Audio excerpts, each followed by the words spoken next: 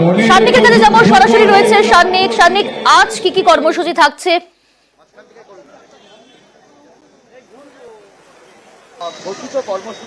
যারা চিকিৎসকরা রয়েছেন আজকে যেহেতু একদিকে 1 মাস সম্পূর্ণ হচ্ছে এই ভিন্ন ঘটনার, তার পাশাপাশি আজকে সুপ্রিম কোর্টেও শুনানি রয়েছে, এই দুই বিষয়কে মাথায় রেখে আজকে তারা কিন্তু কর্মসূচি রাখছেন। কেননা গতকাল আমরা দেখেছিলাম রাত দখল ভোট দখলের কর্মসূচি ছিল এবং তারপরে আজকে সকালবেলা 10টা থেকে 10:30 অর্থাৎ সুপ্রিম কোর্টের শুনানি শুরু হওয়ার ঠিক আগেই তারা গোটা রাজ্যবাসীকে তারা ডাক দিয়েছেন প্রত্যেকে যেন তাদের কর্মক্ষেত্র থেকে বেরিয়ে আধ ঘন্টা সময় তারা এই প্রশ্ন তোলেন রাস্তায় বেরিয়ে যে আর কতদিন সময় লাগবে। এই বিষয়টা গত পরশু তারা প্রেস রিলিজ দিয়ে তারা জানিয়েছিলেন এবং সেই মতো আজকে আরজি করেও কিন্তু যারা আন্দোলনকারী চিকিৎসকরা রয়েছেন তারা ওই সময় মানববন্ধন কর্মসূচিতে তারাও অংশ নেবেন।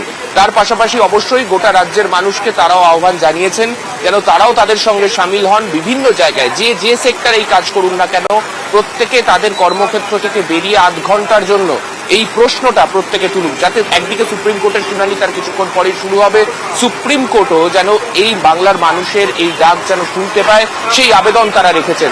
এরপরে সুপ্রিম কোর্টের শুনানির পরে সুপ্রিম কোর্টে সিবিআই কি জানায়, তদন্ত কতদূর এগোলো, সেই সমস্ত গতি প্রকৃতিকে মাথায় রেখে তার পরবর্তী কি কর্মসূচি হতে চলেছে সেই বিষয়ে একটা স্পষ্ট বার্তা তারপর জুনিয়র ডক্টরদের যে অ্যাসোসিয়েশন তাদের তরফে দেওয়া হবে, এমনটা কিন্তু এখনো পর্যন্ত জানা যাচ্ছে।